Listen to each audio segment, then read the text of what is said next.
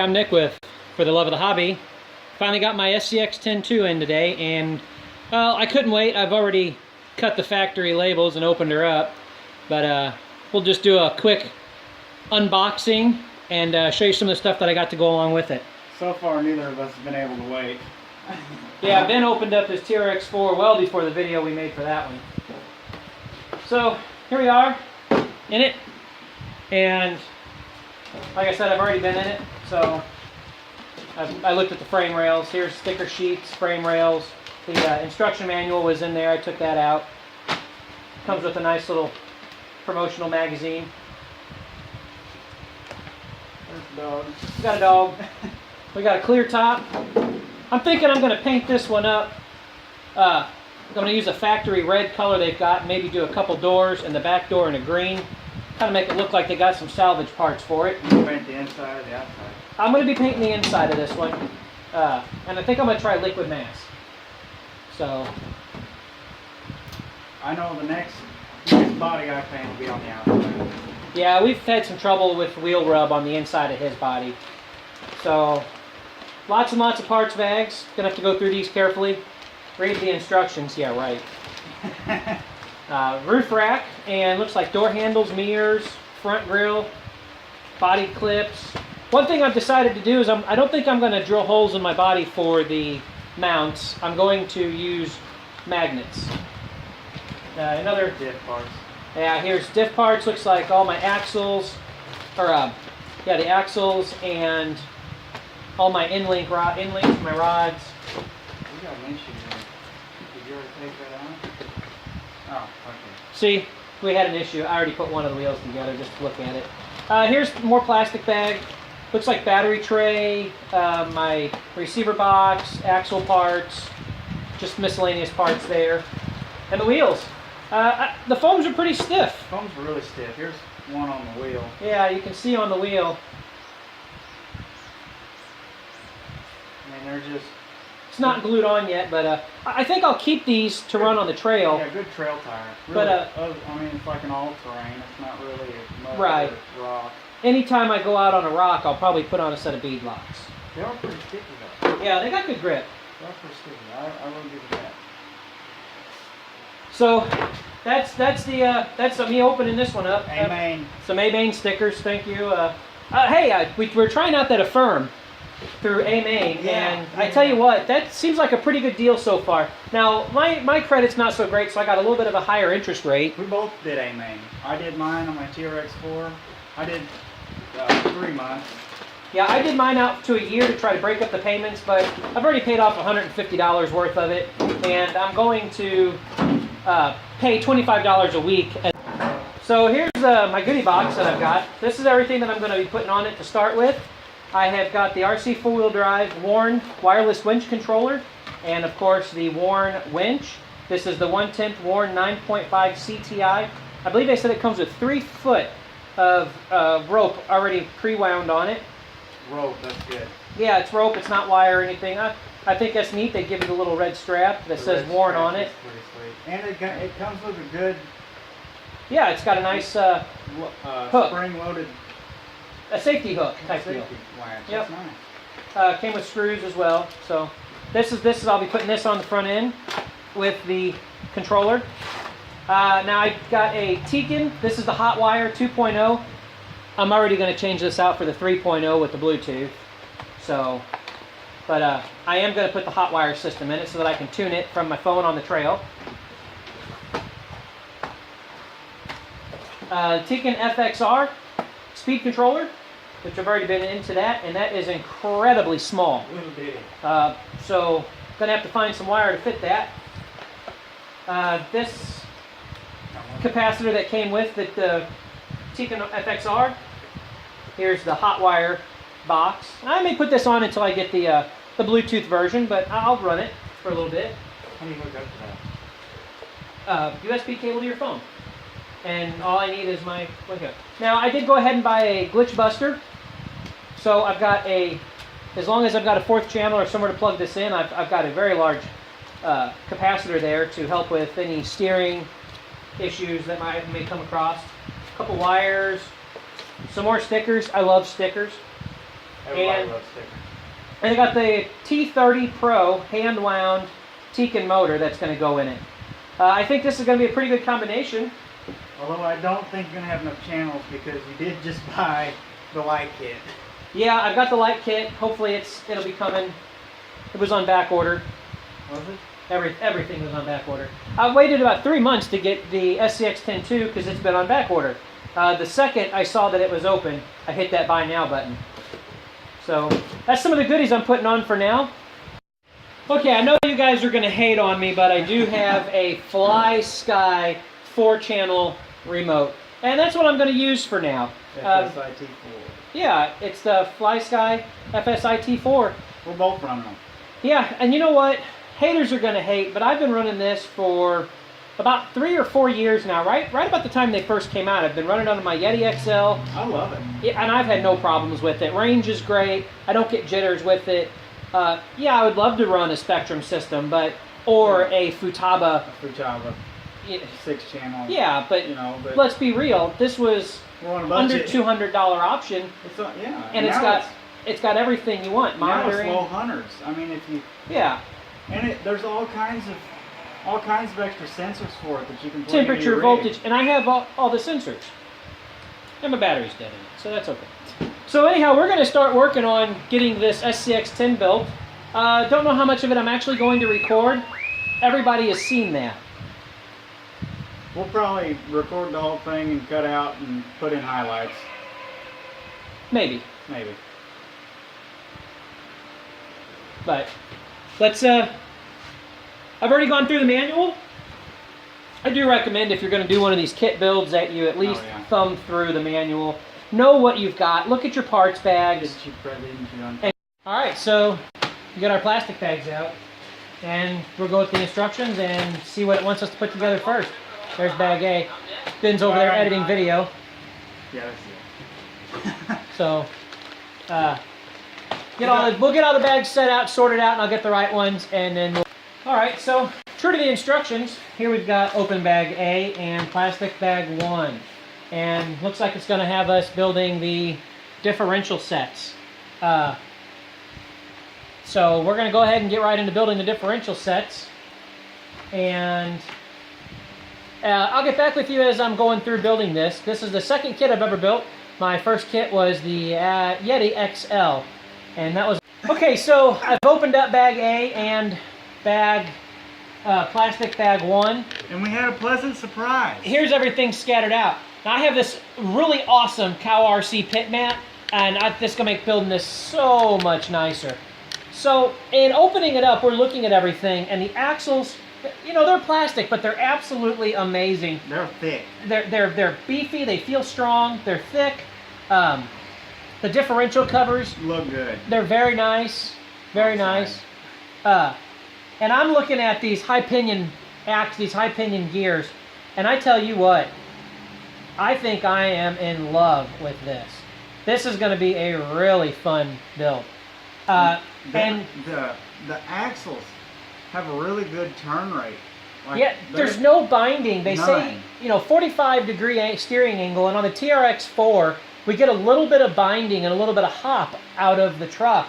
See, I'm over 45 degrees there, and it's just turning smooth as silk. Very smooth, very smooth. So, a surprise as we're opening up our trees of plastic parts. Bullhorns! Bullhorns on the top. I don't think I've ever seen anybody talk about the bullhorns in a video about building. Three of them. Three of them. So we've got 3 trees. So, one of them's going on the TRX. Yeah, I think I'm definitely going to put one of those on the build eventually. So we're like freaking kids right now. Looking at the basic parts, I'm very happy with what I see. I know it's plastic, and eventually I will get aluminum upgrades for some of this. But from everything I've read, this is a very, very durable kit. Right? All right, so I've gone through the first step. When I build stuff, I like to look at the pictures and lay out the parts that I'm going to be using to build with. So the first thing we got some thread locker. We're going to have to put on some of our screws here. And these are M2 8mm. I've got my team associated driver here. Can you stick it down in there? Oh, no. And what the directions are telling me is to go ahead and start bolting on my ring gear and work with my pinion and stuff. So the holes line up very nicely. You can tell the machining is really good on this. So the attention to detail on even the inside parts. Yeah, and you know what? I know these are cast parts, but they've been cleaned up really well. They probably were done in a rotary tumbler to be cleaned up.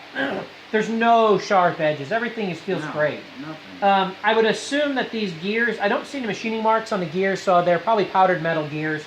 But for what we're doing, they're plenty strong. The bearings even look... Yeah, the bearings look fantastic. These bearings, they're little bitty.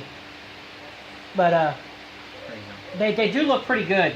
They come pre-greased, but I am going to be using some Cow RC Udder Butter in my axles to help waterproof the gear set and keep moisture off the metal parts. Something I didn't do, because I got an RTR. Yep. So let's go ahead and put this one together. It wants you to do a little bit of thread locker, so I got a little on this thing here, piece of plastic. And then we'll screw it in. So that's all we're going to do. We do that 3 times, 3 holes, do that twice, and we've got the first step out of the way. Okay, so first step is done. I have got the differentials built.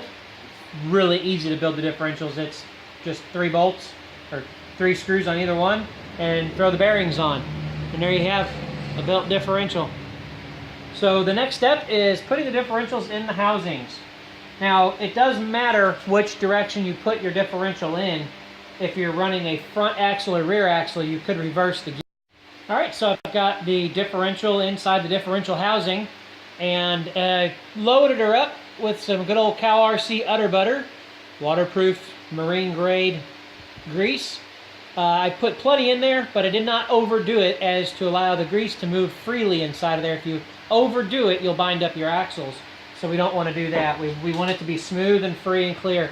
And I tell you what, right now when you spin this, it is perfectly smooth.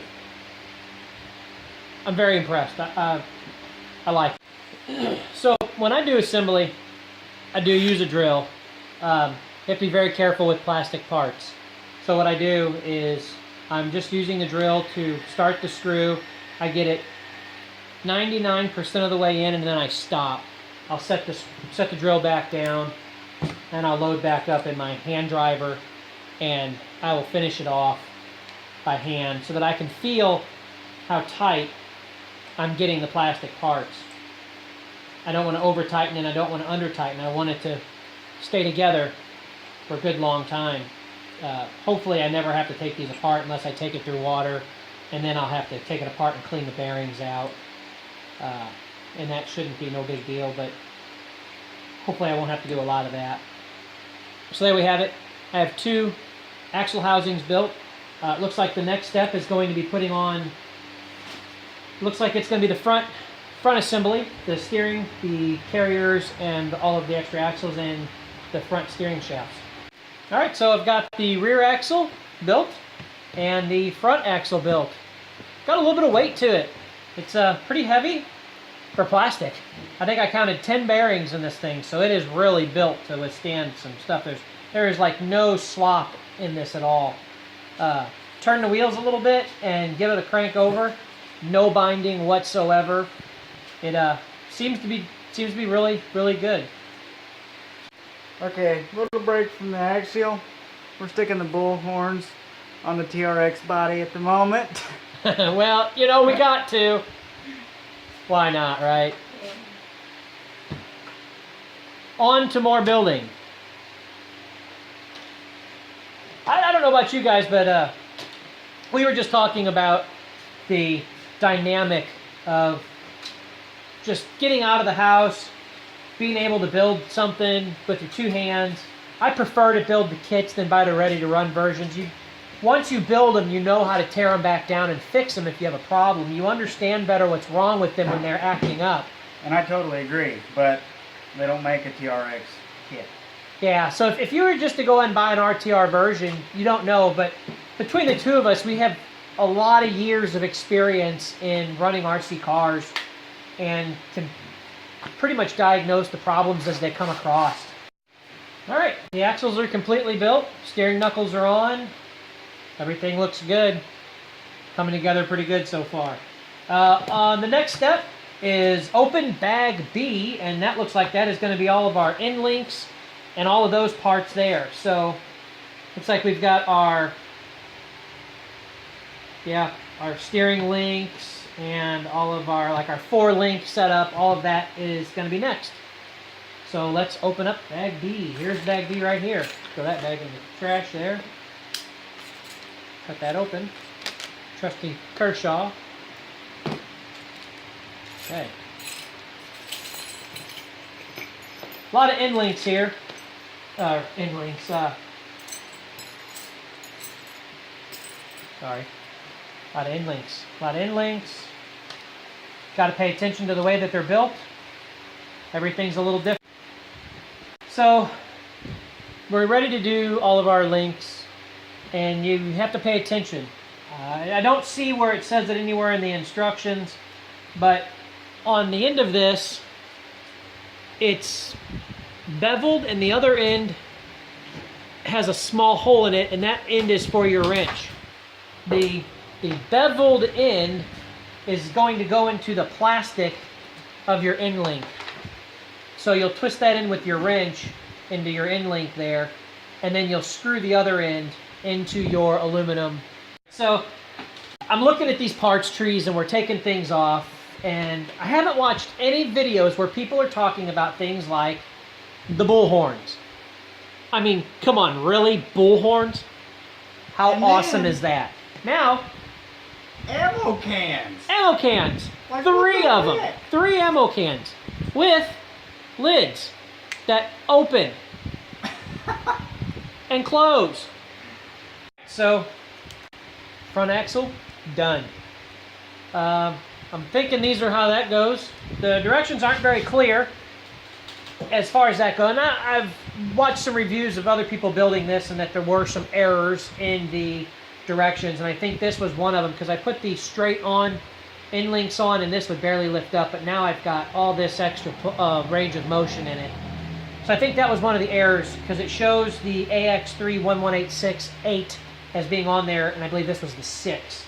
So minor modification, fix that, we got that, and now this one here is the proper 8, and I think that's how that goes. The turn rate on this thing, you can turn it all the way like that, and it's still Yeah, there's no bind. Doesn't feel like there's any binding up in it at all. I mean, it just spins, and that's major turning angle right there. It's definitely got a 45 plus degree turning radius.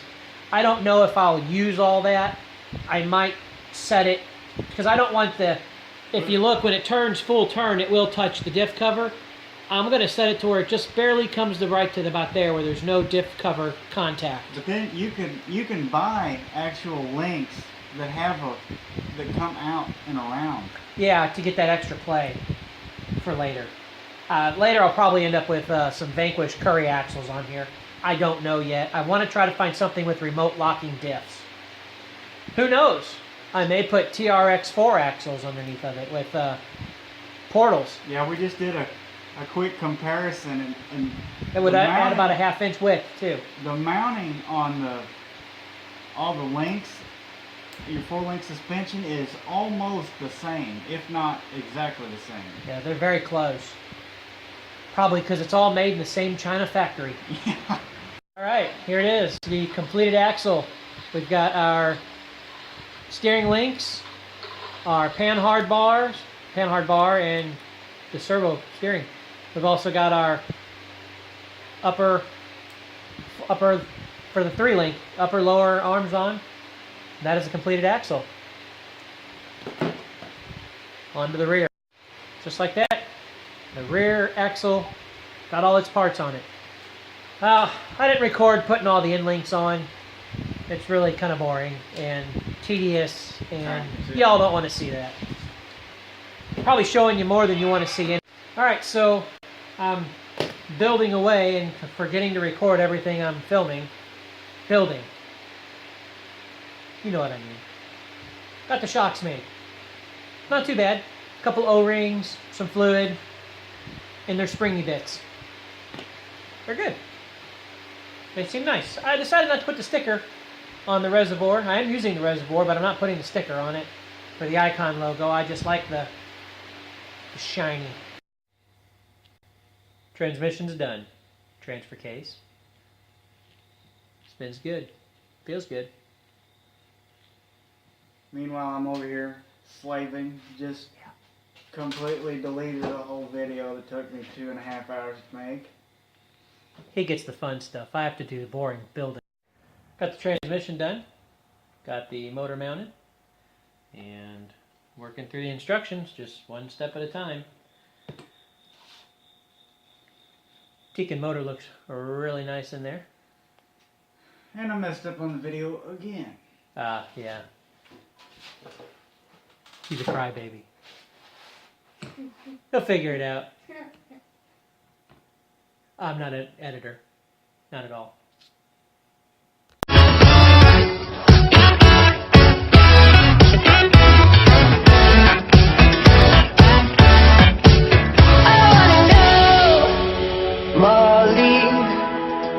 When did you get back from Beijing? I gotta know. Ooh, Molly, are you stuck in nostalgia like me? I wanna know. Darling, am I dying? Feel like I've been holding